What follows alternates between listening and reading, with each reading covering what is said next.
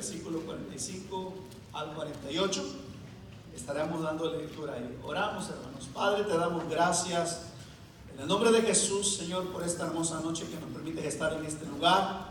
Señor, bendícenos con tu palabra en el nombre de Cristo Jesús, y que cada uno de nosotros podamos recibirla, Señor, en nuestro corazón, en nuestro espíritu, Señor, y estar alerta, Señor, al espíritu que se está moviendo en este tiempo, Señor, y que podamos discernir, Señor, aleluya, este espíritu que se ha infiltrado, Señor, en medio de tu pueblo, la cizaña, Señor,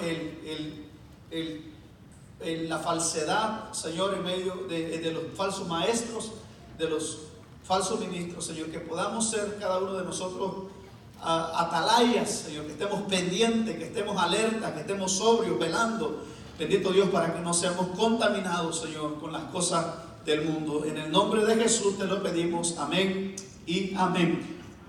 Vamos a dar lectura antes que ocupes tu lugar. Dice la palabra en el nombre del Padre, del Hijo y del Espíritu Santo. Y entrando en el templo comenzó a echar fuera a todos los que vendían y compraban en él. Diga conmigo, vendían y compraban.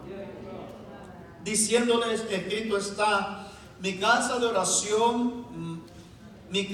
es casa de oración, mas vosotros la habéis hecho cueva de ladrones. Y enseñaba cada día en el templo, pero los principales sacerdotes, los escribas y los principales del pueblo procuraban matarle y no hallaban nada que pudieran hacerle, porque todo el pueblo estaba suspenso oyéndole. Amén. ¿Puede ocupar su lugar, hermano? Gloria al Señor. Aleluya. La escritura, hermano, nos enseña, si nosotros miramos en nuestra Biblia, dice purificación del templo. Gloria al Señor. Diga conmigo, purificación del templo. La palabra del Señor nos muestra a nosotros que el juicio comenzará ¿por dónde, hermanos? Dígalo fuerte. Por la casa. Por la casa.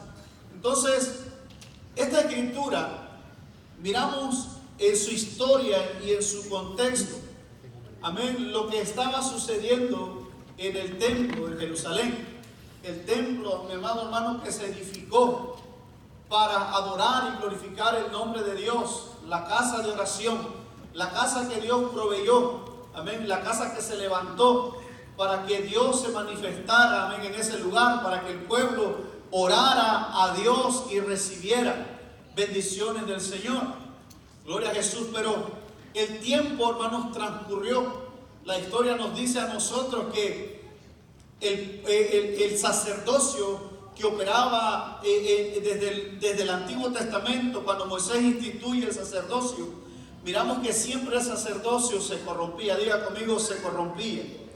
Siempre el sacerdocio se corrompía. No había un sacerdocio que se mantuviera en santidad, que se apartara de su maldad, que se santificara, mi amado hermano, para Dios. Y muchas veces Dios castigó a su pueblo, y lo vamos a mirar a lo largo de esta serie de sermones. Dios castigó a su pueblo, no porque el pueblo se corrompiera, porque para que el pueblo se corrompiera, primero se corrompía el sacerdocio, no se corrompía primero el pueblo, sino que el sacerdocio, mi amado hermano, fue establecido para ser ejemplo, aleluya, al pueblo de ese tiempo. Entonces, el sacerdocio es de suma importancia, el ministerio es muy importante dentro de la iglesia. Nosotros somos los modelos a seguir del pueblo, el comportamiento de nosotros, aleluya, el testimonio de nosotros es muy importante en medio del pueblo, los que enseñamos, los que cantamos, los que ministramos.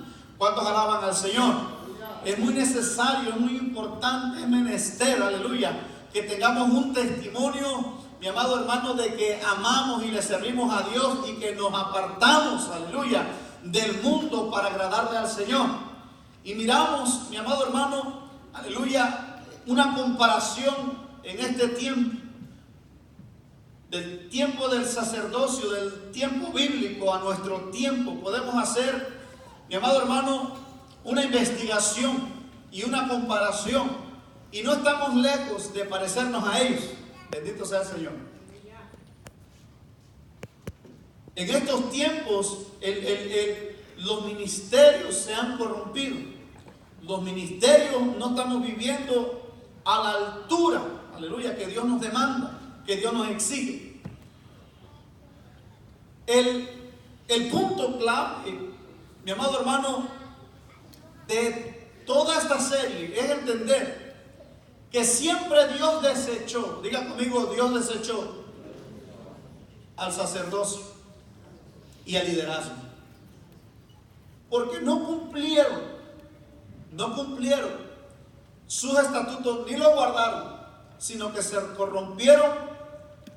Y vamos a mirar qué nos dice la Escritura. ¿Ok? Dice que Jesús, entrando en el templo, comenzó a echar afuera a todos los que vendían. Los echó fuera a todos los que vendían y compraban en él. He escuchado mucha gente que hacen este debate acerca de cuando se vende comida en las iglesias. Es muy diferente este caso. Es muy diferente este caso a los religiosos, voy a usar esa palabra, que dice, bueno, estamos viviendo como el templo, como el tiempo de Israel, que vendían y compraban. No es ese el caso en esta ocasión aquí. O sea, si nos metemos a un escrutinio de las Escrituras, no es el mismo caso, o no es la comparación que nosotros debemos de tomar. Y tenemos que ser sabios y prudentes en la forma de enseñar, porque hay gente que dice que no deben de vender, pero que predican en contra de eso, pero cuando salen también compran sus tacos y sus empanadas y sus tortas. Entonces, si estoy en contra de eso, no debo de participar de ello. Entonces, ¿qué es lo que la Escritura nos narra, o qué es lo que la Escritura nos quiere enseñar a nosotros? Porque Jesús, mi amado hermano, comenzó a echar fuera a todos los que vendían y compraban en él. Ese es un primer punto que tenemos que nosotros investigar. Y Jesús le dijo, escrito está, mi casa es casa de oración, mas vosotros la habéis hecho cueva de ladrones. Y enseñaba cada día en el templo. Pero los principales sacerdotes, los escribas y los principales del pueblo procuraban matarle, y no hallaban nada que pudieran hacerle, porque todo el pueblo estaba suspenso oyéndolo. Entonces, para poder entender esto, vámonos a San Juan, capítulo 2, versículo 13 al versículo 22. Ya estamos ahí. Gloria al Señor. Dice, estaba cerca la Pascua de los judíos. San Juan 2, 13, 22. Estaba cerca la Pascua de los judíos, y subió Jesús a Jerusalén y halló en el templo a los que vendían bueyes, diga conmigo, bueyes, ovejas y palomas. Grábese bien esto. Y a los cambistas allí sentados. No estaban vendiendo comida, estaban vendiendo ¿qué? Bueyes, ovejas y palomas. Esto me tiene que llevar a mí al Antiguo Testamento y saber y entender qué es lo que Dios pedía para el sacrificio. Dios pedía bueyes, pedía ovejas, pedía palomas. ¿Amén o no amén? 4 cosas nada más pedía Dios. Las palomas eran las que podían llevar los pobres. Las ovejas y los bueyes lo podían llevar los ricos. Entonces Dios no hacía excepción de personas, le permitía a las personas que llevaran sus palomas, los pobres, para que también presentaran su sacrificio. Y dice que los cambistas estaban allí sentados, y haciendo Jesús un azote de cuerda, echó fuera del templo a todos, y las ovejas, echó fuera a todos, y echó fuera las ovejas y los bueyes, y esparció las monedas de los cambistas, y volcó las mesas. Y dijo a los que vendían palomas, quitad esto, y no hagáis de la casa de mi padre casa de ¿qué? De mercado. Entonces se acordaron sus discípulos que está escrito, el celo de tu casa me consume. Y los judíos respondieron y le dijeron, ¿qué dijeron? ¿Qué señal? ¿Qué señal nos muestra? ¿Qué señal nos muestra y qué hace esto? Entonces aquí ellos están pensando que Jesús está haciendo una señal por lo que está haciendo. Respondió Jesús y le dijo, destruyan el templo. Entonces Jesús nos está llevando al están vendiendo, destruyan el templo, ¿verdad? Una señal.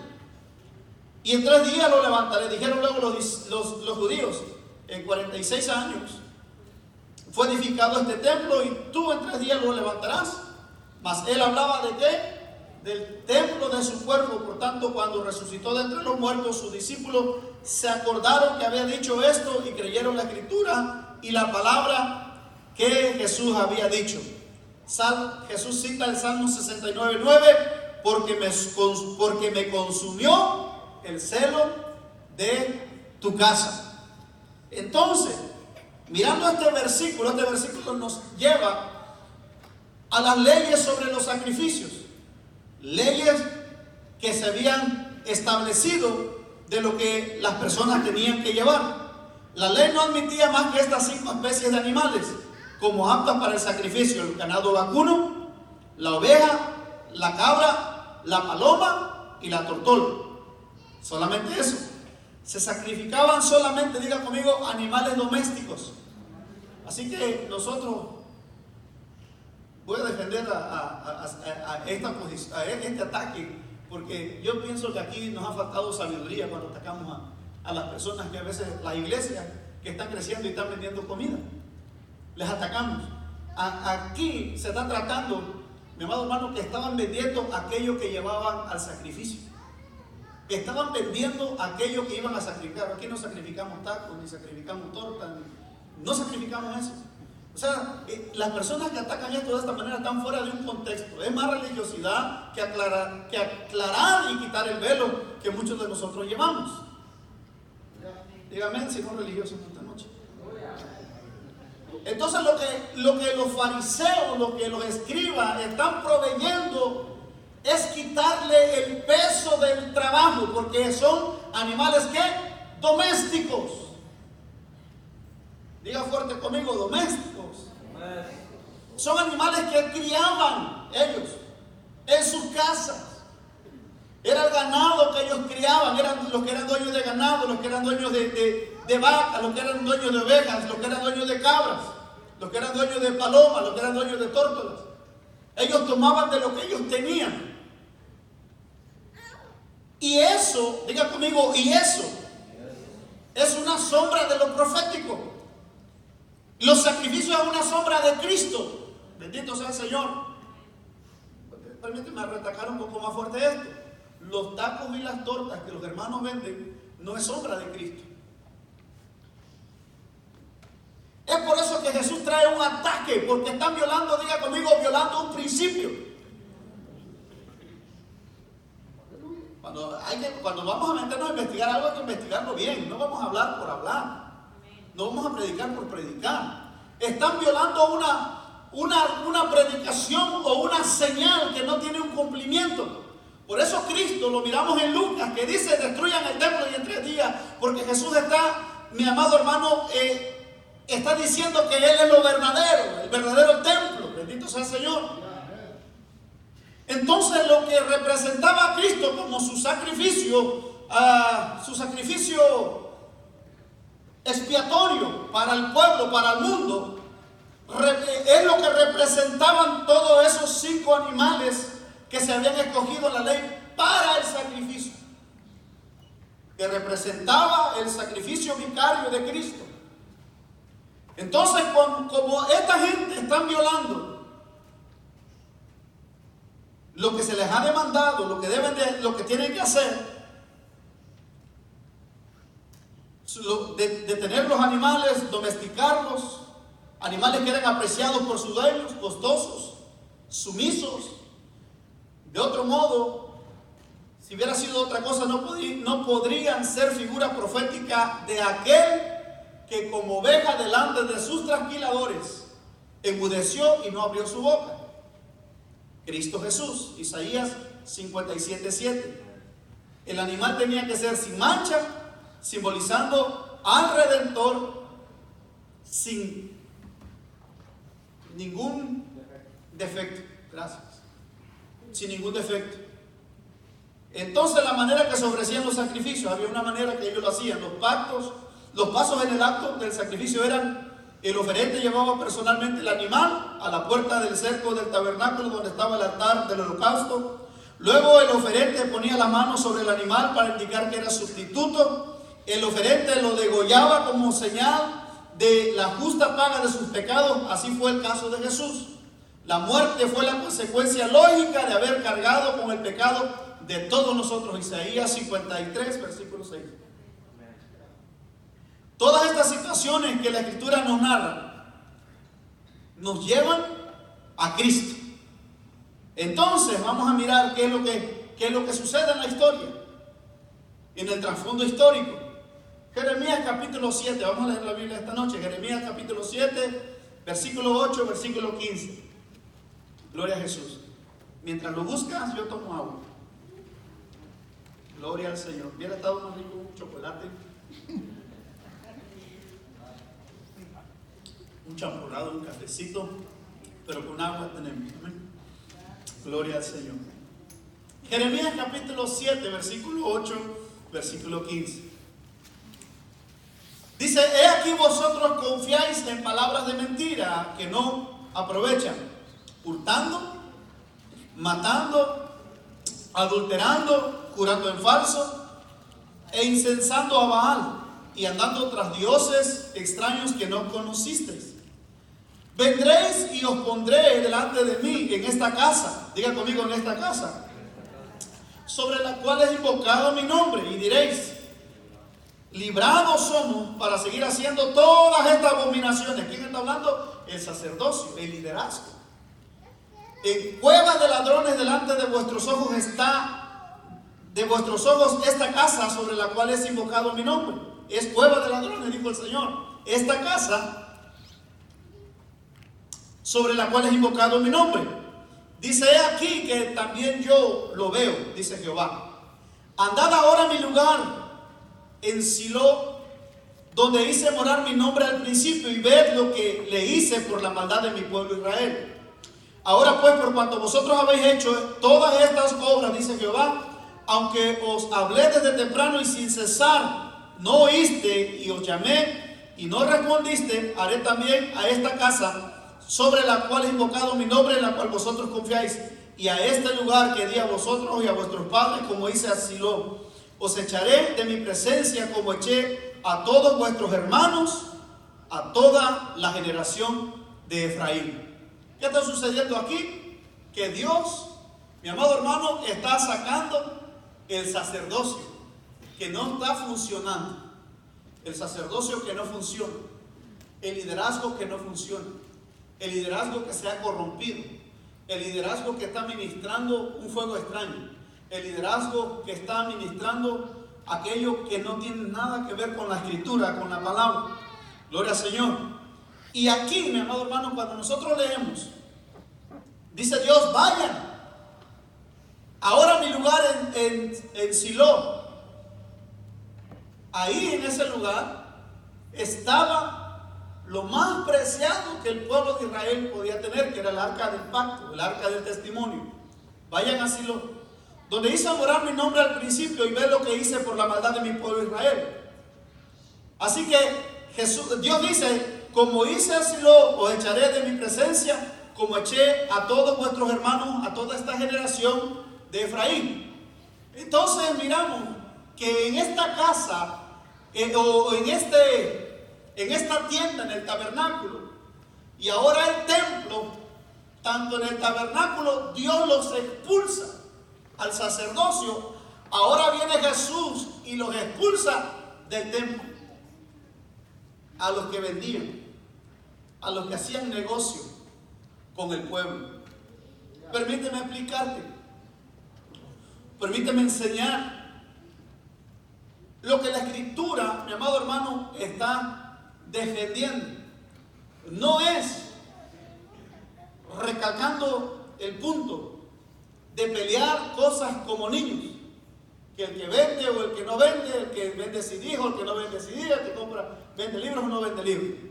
Aparte de ello, aparte de las discusiones que hemos estado acostumbrados a oír, el pecado del pueblo, el pecado del sacerdocio es que vendieron pero no vendieron, mi amado hermano, cosas. Vendieron la palabra. Echaron la palabra de Dios a sus espaldas. Quitaron sus principios, sus mandamientos. Quitaron sus estatutos, sus ordenanzas. Y empezaron a hacer en la casa lo que ellos querían. La casa de Jehová. Ninguno ha sido tan fiel como lo fue Moisés, mi amado hermano, pero la casa. ¿Por qué Jesús muestra tanto celo, mi amado hermano, en su casa? No es que si nosotros nos metemos a la Escritura, vamos a encontrarnos a Jesús diciendo que cuando se encuentra con sus discípulos, cuando va camino con sus discípulos, Jesús mira a los discípulos, las grandes piedras, la arquitectura de esa casa, y le dicen: Señor, mira el templo. Así como los tiempos que estamos leyendo, era gente que amaba el templo, pero que no obedecían a Dios. Y decían: casa de Jehová, pero en la casa de Jehová tenían sus ídolos. En la casa de Jehová adoraban a los demonios. Y Dios, mi amado hermano, se enojó. En la casa de Jehová, además, la casa de Jehová la habían tomado para darle el lugar donde guardaban los utensilios, las copas, lo sagrado para Dios. Mi amado hermano, tomaron ese lugar para darle a posada o darle techo a un llamado Tobías. Entonces el pueblo se había corrompido. Entonces, mirando esto, entendiendo este punto de lo que es la casa, Jesús muestra para aquellos que son religiosos. Jesús le dice a sus discípulos: sí, está hermosa la casa, está hermoso el templo, está hermoso, está bello, una hermosura, pero de cierto les digo que no quedará piedra sobre piedra. Les pregunto en esta noche: ¿dónde está el templo? No hay templo, no hay, nada más quedó un muro. El muro que se reconoce como el muro de las lamentaciones, o el muro de lamentaciones. No hay templo. Israel hasta ahora no tiene un templo, no ha podido edificar el templo, no ha podido volver a sus ritos, no ha podido volver a sus sacrificios, no ha vuelto a establecerse el sacerdocio. Pero si a usted le pregunto: ¿dónde está el templo? ¿Dónde está el templo? ¿Dónde está el templo? Creo que sea así. Somos el templo.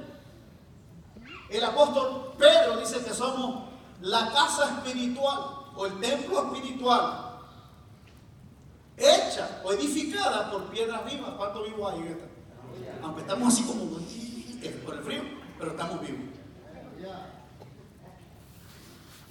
Entonces, si Jesús no está defendiendo, mi amado hermano, gloria al Señor, el asunto de la compra y venta, sino la violación de un principio. Porque ese templo era la sombra de Cristo.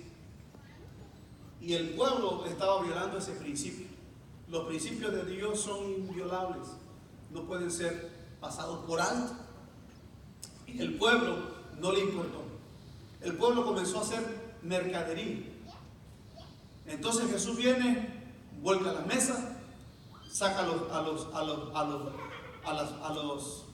los becerros, saca a los bueyes, saca las cabras, las ovejas, y vuelca las mesas de los cambistas.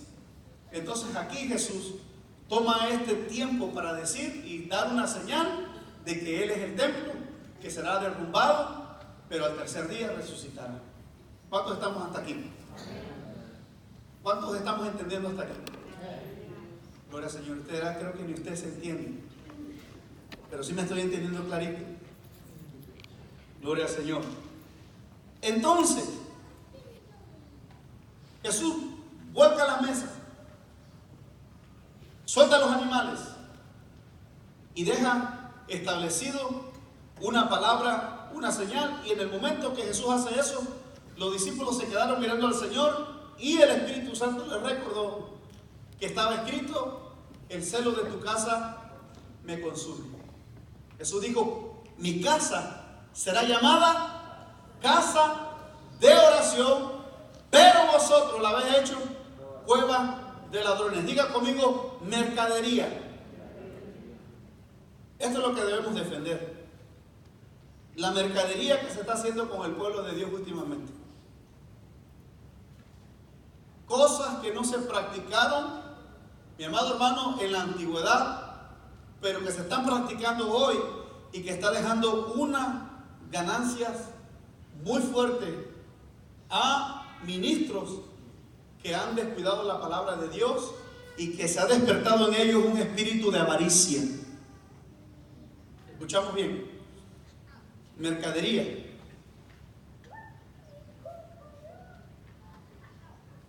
En la radio, en la televisión. Es más, algunas personas han ido a eventos y me han dicho algunas cosas. Estos falsos ministros, la mercadería que se está haciendo hoy es vender milagros, vender sanidades, vender dones. Estaba mirando y me dijeron, aquí mismo en nuestra área donde estamos nosotros, llegó un predicador y dijo: hermanos, ¿cuántos tienen dones? Y nadie sabía si tenían dones o no. ¿Cuántos tienen dones? ¿Cuántos tienen dones? Yo te pregunté a ustedes, ¿cuántos tienen dones? Entonces el hombre llevó unas pelotitas con un papelito adentro con nombres de dones. Pelotitas de las que brincan.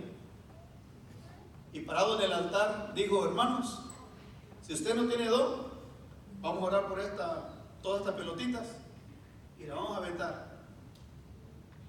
Y las pelotitas que usted agarre, esos van a ser sus dones. Pero vamos a orar primero. Y los aventó. Y todos los hermanos andaban corriendo, levantando pelotitas. Los dones del Espíritu Santo no son así. Y luego, después que termina de hacer su show y su entretenimiento, ya que te dieron tu don, ahora sí hay que pagar. Aquí están los sobres. Pásele y métale dinero ahí. Estamos viviendo, hermanos, tiempos de apostasía muy fuertes. Tiempos, mi amado hermano, en que la iglesia, el problema no es de los líderes, el problema es de una iglesia que no le gusta leer. Calorón y está frío. Una iglesia que no le gusta leer las escrituras.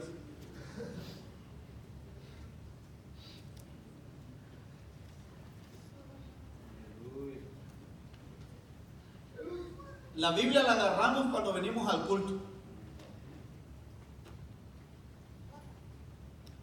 A su nombre. Mientras los japoneses están dando su vida por una Biblia, nosotros tenemos la Biblia robada. No nos interesa. ¿Por qué tenemos tantos problemas? Porque no leemos. Dicen que el hispano o más directamente el mexicano, dice que al mexicano no le gusta leer. No nos gusta leer. Y de hecho, una vez me dijeron a mí, compartí algo en mi página, y me dijeron, le pregunté a la persona: ¿y leíste lo que? Fue muy sincera. ¿Leíste lo que comenté ahí, de lo que estaba hablando? Eso yo lo comenté. Sí, pero eran muchas letras, dice. Me quedé yo, ok. La gente, muchos de estos líderes se han levantado porque a la gente no le gusta leer. Al nuevo convertido o la iglesia convertida de este siglo no le gusta leer la Biblia. Y muchos de estos falsos ministros se han aprovechado porque la iglesia no le gusta leer. No podemos defender un principio porque no nos gusta leer. Cuando Jesús, mi amado hermano, hace esto, sus discípulos se acordaron por el Espíritu Santo: escrito está, el celo de su casa me consume, porque ellos sí leían las Escrituras. Y un verdadero discípulo pasa tiempo con la palabra del Señor. ¿Cuántos dicen amén? Un verdadero discípulo pasa tiempo con la palabra del Señor. Son esos que dicen, reprendo el Facebook, voy a ponerme a leer la Biblia. Y se ponen a leer la Biblia. A su nombre, qué silencio, hermanos. Estamos atacando a los falsos ministros, pero muchos de nuestros problemas es porque a nosotros no nos gusta leer. ¿Por qué estoy diciendo esto? Porque Jesús sabe lo que Él está haciendo. Jesús sabe lo que Él está diciendo. Jesús no solamente los echó fuera, Jesús se paró a enseñar. Y todos estaban anonadados, asombrados, escuchando lo que el Señor decía. Y aquí, mi amado hermano, tanto como aquel tiempo como nuestro tiempo, en la casa espiritual que se está edificando, este tipo de personas, mi amado hermano, que están engañando a la gente, y más adelante vamos a mirar mucha la forma del engaño que tan sutil se ha metido dentro de la iglesia, pero toda esta gente que está engañando a la iglesia, que está engañando al pueblo de Dios, esta gente, mi amado hermano, lo están haciendo pero para su perdición, ya que la Escritura dice su perdición no se tarda. Hay juicio para estas personas que engañan al pueblo. Hay juicio para estas personas que venden los milagros. Hay juicio para las personas, mi amado hermano, que enseñan y que predican buscando sacar ganancia del pueblo. A su nombre. Entonces, en la historia bíblica, Dios nos deja un ejemplo tanto para ellos, tanto para nosotros. Pues el apóstol Pablo dice que todas las cosas que le sucedieron a Israel, a los israelitas, son para ejemplo para nosotros. Entonces, cuando Dios dice, vayan ahora a mi lugar en Silo, donde hice morar mi nombre al principio, y ved lo que le hice por la maldad de mi pueblo Israel. Y luego dice Dios, hablé desde temprano y sin cesar no oíste, los llamé y no respondiste. Haré también a esta casa, o sea, lo que le hice a aquella casa, le voy a hacer también a esta casa, sobre la cual he invocado mi nombre, en la cual confiáis. Y a este lugar que di a vosotros y a vuestros padres, como lo hice a Silo, os echaré de mi presencia, como eché a todos vuestros hermanos, a toda la generación de Efraín. Todos los que engañan al pueblo, mi amado hermano, todos los que son falsos, serán echados fuera. No van a permanecer en la casa. El hijo sí. El hijo sí. El esclavo no. El hijo sí queda en la casa. Ahora bien, ¿qué es lo que pasó en ese tiempo que Dios le está diciendo, como les hice al lugar que yo escogí en Silo, ahora también le voy a hacer lo mismo a esta casa? ¿Qué es lo que sucedió? Eso fue en los tiempos del rey Saúl, que subió a la batalla con los filisteos y el arca del testimonio fue robada por los filisteos. Primera de Samuel capítulo 4 del 1 al 11. Dice, y Samuel habló a todo Israel, porque aquel tiempo salió Israel a encontrar en batalla a los filisteos, y acampó junto a Ebenezer, y los filisteos acamparon en Afec. Y los filisteos presentaron la batalla a Israel, y trabándose el combate, Israel fue vencido delante de los filisteos, los cuales hirieron en la batalla en el campo como a 4,000 hombres. Cuando volvió el pueblo al campamento, los ancianos de Israel dijeron, ¿por qué nos ha herido Jehová delante de los filisteos? La pregunta que ellos hacen, ¿por qué Dios nos ha herido delante de los filisteos? Lo que ellos ignoraban era su comportamiento delante de Dios, ya que ellos, mi amado hermano, estaban vueltos en su espíritu hacia la idolatría. Y dice la Escritura que ellos se preguntan, ¿por qué nos ha herido Jehová delante de los filisteos? Traigamos, dijeron ellos, a nosotros de Silo el arca del pacto de Jehová, para que viniendo entre nosotros nos salve de la mano de nuestros enemigos. Y envió el pueblo a Silo y trajeron de allá el arca del pacto de Jehová de los ejércitos, que moraba entre los querubines, y los dos hijos de Elí, diga conmigo, Ofni y Fines. Estos dos hombres tenían a Dios hasta aquí. Hasta aquí. Son dos hombres que presentaron fuego extraño. Eran hombres que abusaban de liderazgo. Eran ladrones. Eran sacerdotes corrompidos. Fornicaban dentro del tabernáculo. Escogían de las ofrendas lo mejor para ellos.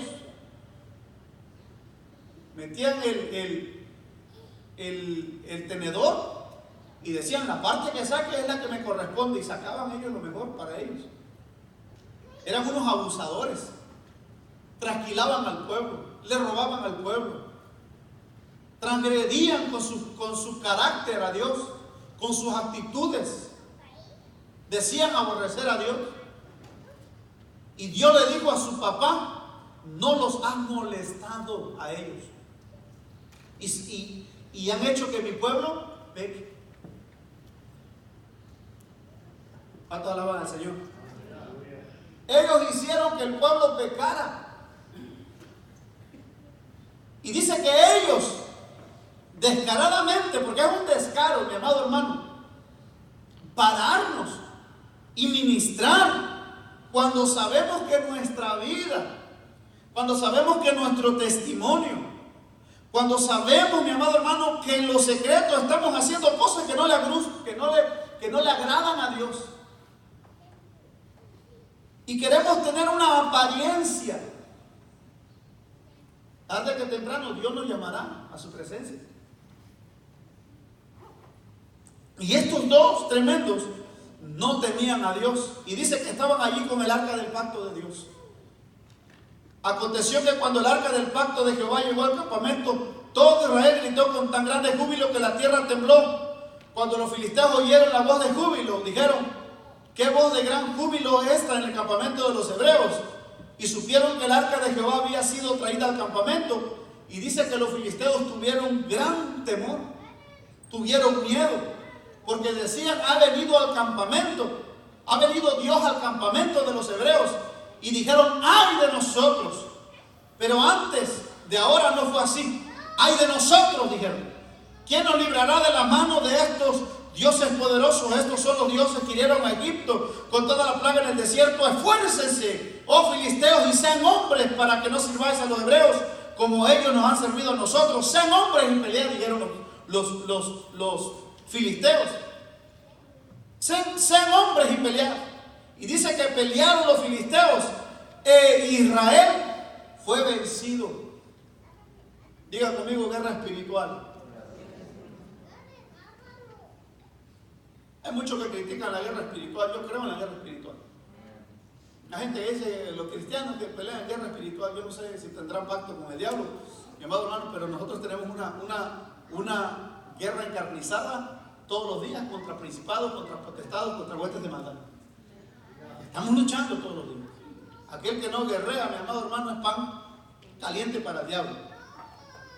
Aquel que no guerrea, aquel que no cree en la guerra espiritual, mi amado hermano, es pan caliente para los brujos, para los hechiceros. Hay guerra espiritual. Hay gente que está operando en las tinieblas para detener la obra de Dios. Así como el gobierno, así como que se levanta haciendo leyes, mi amado hermano, en el gobierno. El otro día me quedé sentado y con un poco sin aliento, porque en una de las páginas que son cristianas, alguien comentó acerca de Halloween, y luego una mujer comentó ahí y puso una oración, y dije, ¿será bruja o nada más está haciendo broma? Y hice link. Es una mujer de Puerto Rico que está en el gobierno, que trabaja en el gobierno. Es una hechicera, es una bruja, está en el gobierno. ¿Por qué cree que sacan tantas leyes a favor del aborto, a favor de todo eso? Porque Satanás, mi amado hermano, es su trabajo, es su política, es su forma de operar, destruir, matar, robar, hurtar. Y hay gente que no cree en la guerra espiritual, hay gente que no cree, mi amado hermano, que tenemos lucha contra, que nuestra lucha no es contra carne y sangre. La gente lo ignora. Y dice que pelearon los israelitas y fueron vencidos. Guerra espiritual. ¿Por qué fueron vencidos? ¿Por qué fueron vencidos? Porque no tenemos, porque hay gente, a veces hay gente que se para, mi amado hermano, a hacer guerra espiritual, pero su vida con Dios no está a cuentas. Su vida con Dios no está no está en orden. Queremos ganar. ¿Quieres ganar? ¿Cuántos quieren ganar guerras espirituales? Dios bendiga ese 10%. ¿Cuántos quieren ganar guerras espirituales? Yo te voy a enseñar un principio en esta noche. Te voy a enseñar a hacer guerra espiritual. Aleluya.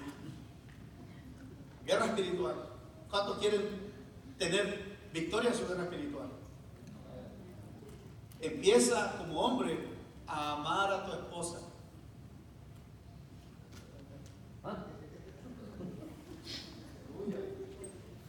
¿Cuántas mujeres quieren ganar guerra espiritual? Como ya. ¿Cuántas mujeres quieren ganar guerra espiritual? Sea sumisa a su esposo.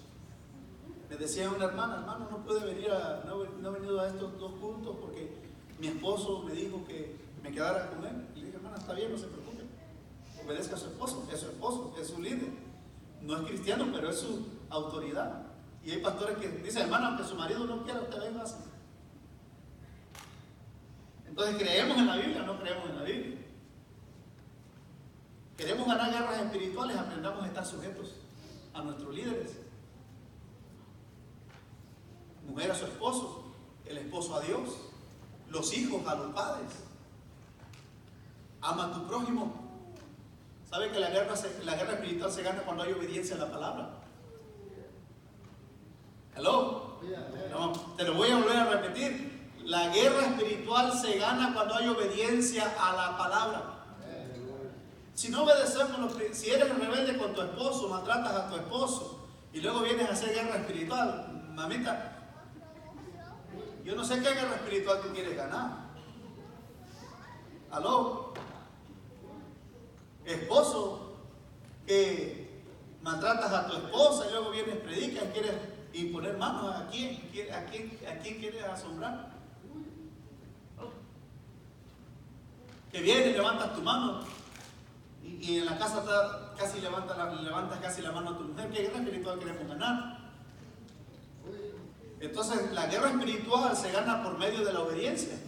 Muchachos, quieres tener victoria en tu vida espiritual, empieza a obedecer a mamá y empieza a obedecer a papá, te va a ir bien. ¿Cuántos alaban al Señor? Ay, pastor, no, pues no sabíamos que por eso perdieron la batalla. Por eso perdieron la batalla, porque eran desobedientes.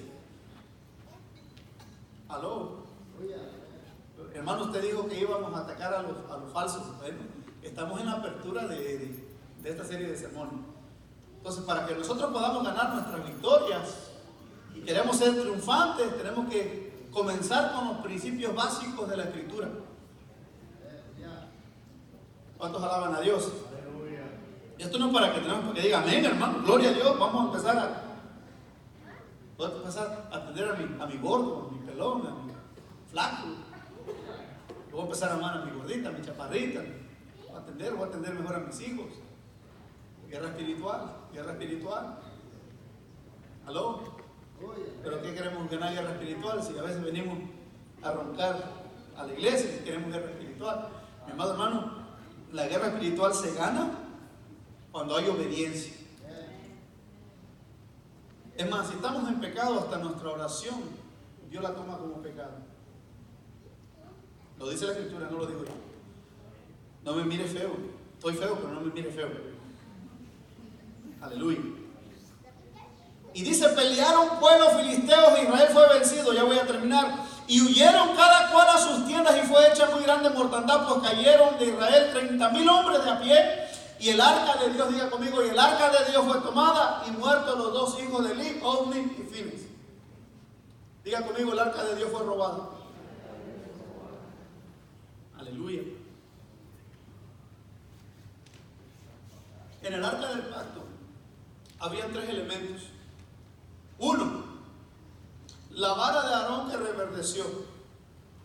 2, el maná, mi amado hermano, que Dios le dio a Israel en el desierto cuando tuvieron hambre y pidieron pan. 3, estaban los 10 mandamientos. Los filisteos nos han robado el arca. Pero no solamente el arca en sí. Nos robaron la palabra.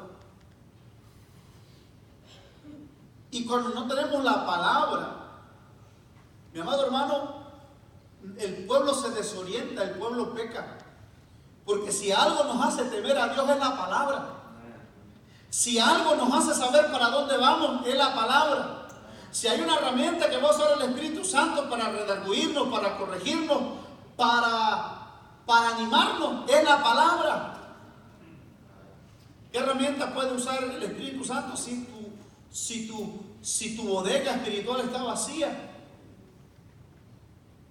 ¿Aló?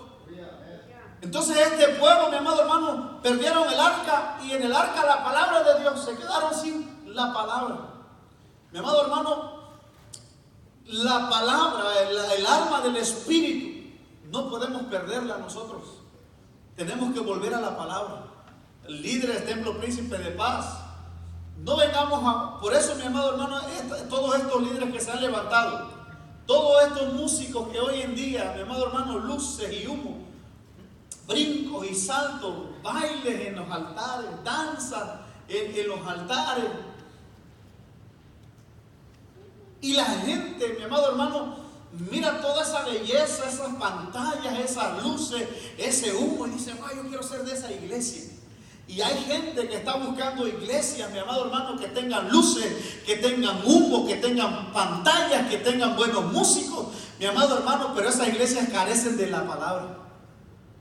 Muchas de esas iglesias, escúchame bien, carecen de la palabra. Hay tantos motivadores. Y la gente lo que hoy es lo que la gente busca, que lo motiven. Yo sé, eres mi amigo en el Facebook, sé lo que compartes, sé lo que te gusta. Las motivaciones. Descubre el campeón que hay en ti. Cristo no murió, mi amado hermano, para que tú descubras el campeón que hay en ti. Cristo murió para que yo mire lo miserable que soy. Bendito sea el Señor. Para que mire el gran pecado que hay dentro de mí. Para eso murió. Para que yo mire que necesito un Salvador. Aleluya, para eso murió. Y para que me humille delante de su presencia. Para eso murió. Aleluya, no para que yo descubra el campeón que hay en mí. Es cierto que vamos de gloria en gloria, de victoria en victoria y de poder en poder. Aleluya, pero tenemos que estar abrazados de la cruz. Las motivaciones o los motivadores nos podrán motivar, pero no nos podrán dirigir. La palabra de Dios tiene la cualidad, mi amado hermano, de hacernos entender y comprender y darnos sabiduría, aleluya, cómo debe de ser nuestra vida delante de Dios.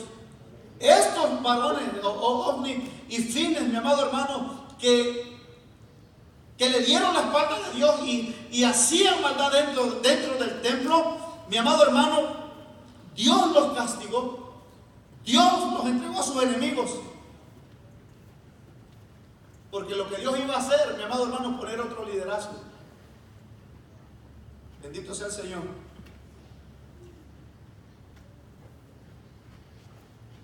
Y el Salmo 78, 56 al 67 nos dice qué es lo que ellos hicieron. Dice: pero ellos tentaron y enojaron al Dios Altísimo y no guardaron sus testimonios, sino que se volvieron y se rebelaron como sus padres. ¿De qué está aludiendo el salmista? Israel en el desierto, los israelitas en el desierto. Se volvieron como arco engañoso. Se volvieron como arco engañoso. Hay gente que le gusta vivir de la mentira. Hay gente que le gusta vivir de la mentira. Porque la mentira te hace sentir bien. Pero el que miente se llama Satanás, se llama diablo. Porque la mentira tiene la cualidad de quitar aquello que te pueda doler, como lo hizo. No estoy hablando de la mentira, de la mentira que a veces nosotros decimos. Estoy hablando de la mentira que usa el diablo, para que usted me entienda. Que dicen las cosas de una manera. No moriréis, sino que seráis semejante a Dios. Motivación. Ay, puedo ser como Dios, ¿y cómo? Pero Dios dice que no. Pero no importa, yo quiero ser como Dios. Y hay gente, mi amado hermano, que nos vamos por el lado fácil. Es más difícil para nosotros meternos 3-4 días de ayuno para recibir un milagro a comprar el milagro, como el pueblo de Israel. Más fácil llegar al templo, comprar la vaca y sacrificarla, y no pasa nada, de todas maneras sacrifiqué. ¿Cuántos estamos captando lo que estamos hablando? No pasa nada, de todas maneras está el sacrificio. Más, y compro la paloma, tengo unas moneditas de ser pobre, eso, ahí está el sacrificio, y me evito el trabajo y la fatiga. Nos gusta vivir de la mentira. Pero la verdad duele, la verdad nos corrige, la verdad nos instruye. Y Jesucristo dijo: yo soy la verdad, y la verdad nos hará libres. Gloria al Señor. La Biblia dice que demos de gracia lo que recibimos de gracia, no que vendamos el don que hemos recibido. Que demos de gracia el don que recibí, lo recibí gratuito. Dios no me lo vendió, me lo dio gratis. Líder del templo, príncipe de paz. Todo lo que Dios nos dio es gratis. Y Dios nos manda a hacer las cosas gratis. Si voy a orar por un enfermo y Dios lo sana, no le cobres, es gratis. Es por gracia. La salvación, si alguien viene y se convierte, no tiene que pagar por su salvación, es por gracia. ¿Cuántos dicen amén? Y dice que estos se volvieron como arco engañoso. Empezaron a mentirle al pueblo. Ellos se corrompieron, el pueblo se corrompió. Y dice que el pueblo empezó a hacer sacrificios en los montes. Y dice que Dios se enojó con sus lugares altos, ahí donde hacían sus sacrificios. Y lo provocaron a hacerlos con sus imágenes de talla, ya que esas mismas imágenes, Jeremías nos dice, que las metieron dentro del templo. Las cosas del mundo no caben dentro de la iglesia. Y la iglesia necesita discernir las cosas del mundo para sacarlas afuera. ¿Cuántos dicen amén? Necesitamos discernir lo que es de Dios. Debemos discernir lo que es profano y lo que es santo. En lo que es inmundo y lo que es sano. Si nosotros como líderes no tenemos esa cualidad de discernir, hermano, al rato tenemos al mundo metido aquí. Al rato si le digo: hermano Chalero, agarra a su esposa, agarra a su esposa, mis amados hermanos, vamos a bailar, y andamos todos con la señora, el pastor bailando. Es lo que se está mirando hoy. Y los que tienen temor de Dios se callan. Compuño, vamos a bailar, agarra a su esposa, estamos alegres, vamos a hacer fiesta para el Señor. Esa no es la fiesta para el Señor. Si quieres bailar, vete al mundo. Aquí lo hacemos, pero cuando el Señor nos toca y no tenemos que agarrar pareja, bendito sea el Señor. Si Dios me quiere pegar una sacudida, Dios me dará una sacudida. Si quiero danzar, brincar, pero no, ellos agarran la música del mundo y luego el pastor llama a su esposa, los líderes a su esposa, y todos comienzan a bailar. Y la gente está contenta con eso. Y los que tienen temor no quieren hablar, porque no quieren ser expulsados de la iglesia, porque no se quieren buscar problemas. Y estamos viviendo estos tiempos. ¿Cuántos dicen amén? Y sacan versículos y parece que sí, pero no. ¿Cuántos alaban a Dios? Parece que sí, pero no. Y dice que Dios se enojó cuando metieron todo eso al templo. Y dice, lo oyó Dios y se enojó porque Dios oyó hasta le oraban dentro del templo. Le oraban a esas imágenes. Y en gran manera aborreció Dios a Israel. Imagínense, su pueblo amado, la niña de sus ojos. Lo aborreció porque se hizo mundano. Profanó el nombre de Dios. Descuidó la santidad. Y dice, dejó por tanto el tabernáculo de Silo, la tienda en que habitó entre los hombres, y entregó a cautiverio su poderío a su pueblo y su gloria en manos del enemigo.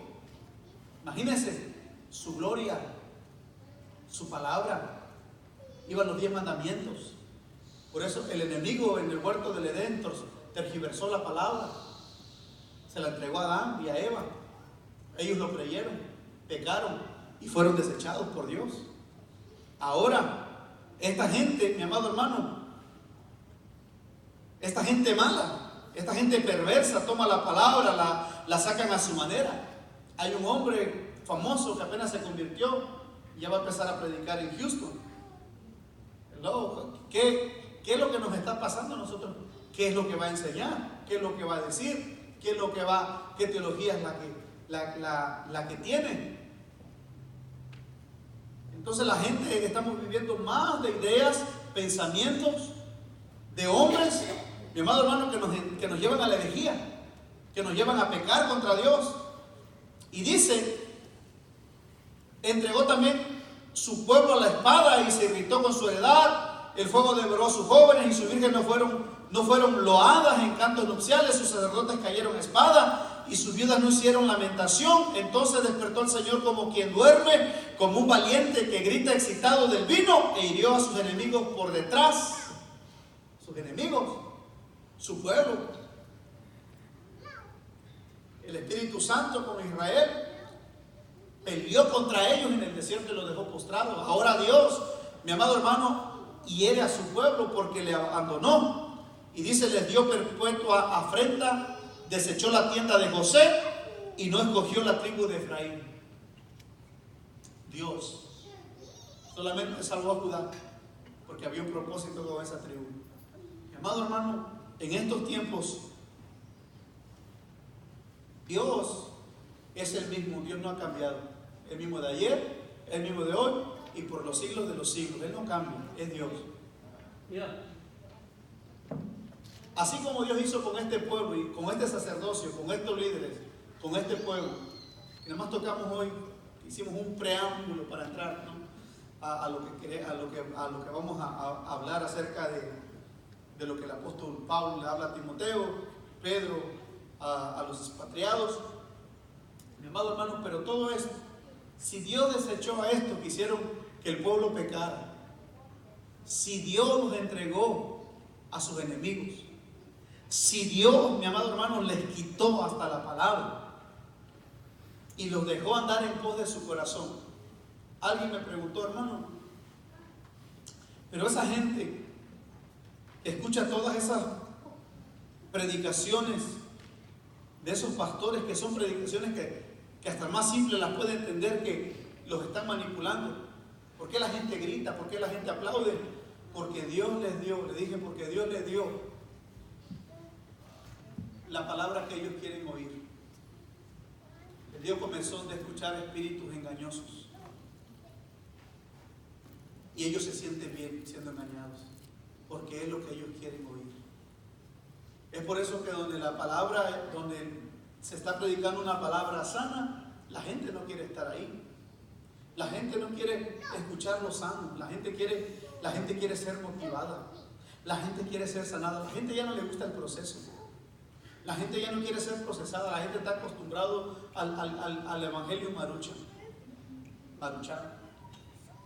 Caliéntalo, lo dijeron rápido. La gente ya no está acostumbrado, mi amado hermano, a ser procesado. La gente se enferma, al día siguiente quiere una sanidad, pero no quiere descubrir qué propósito hay en esa enfermedad? ¿Qué propósito hay en lo que está pasando? La gente hoy en este tiempo, mi amado hermano, quiere vivir en paz. Que nadie hable mal de mí. Mientras nadie hable mal de mí, yo voy a estar bien. Mientras nadie me critique, yo voy a estar bien. Mientras nadie me señale, yo voy a estar bien. Mientras a todos me amen, yo voy a estar bien. Pero la Escritura, mi amado hermano, nos dice una y otra vez que hay falsos maestros y hay falsos hermanos. Lo dice la Escritura.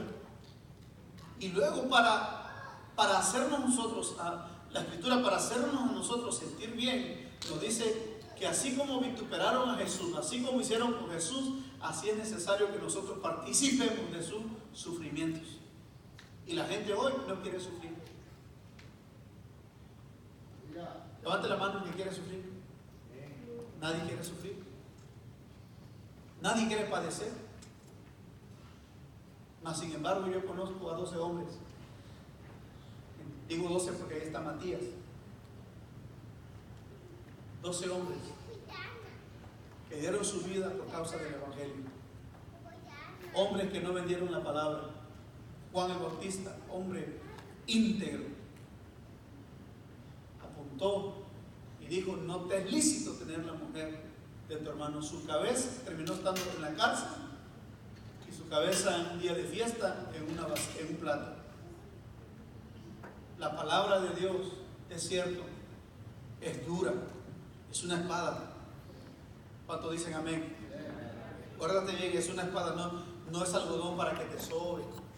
Es una espada que penetra, pero convierte el alma. Convierte el alma. Eso es lo precioso de la palabra. No importa que me des duro, pero que la palabra produzca fruto en mí. Que la palabra cambie mi carácter. Hay gente que tiene 10 años de convertido y todavía que la palabra cambie tu carácter.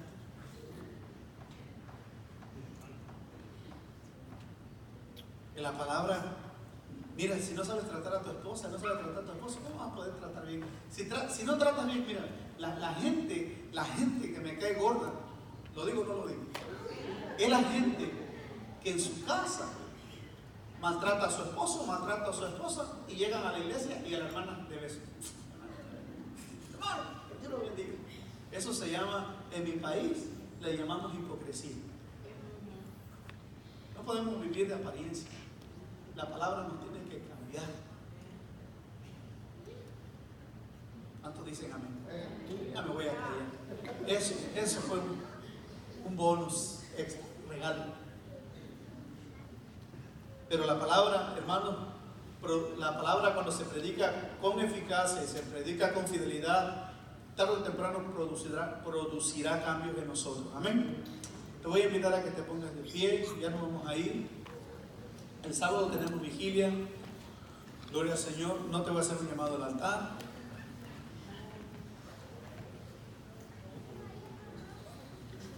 No prediqué para que viniéramos corriendo al altar.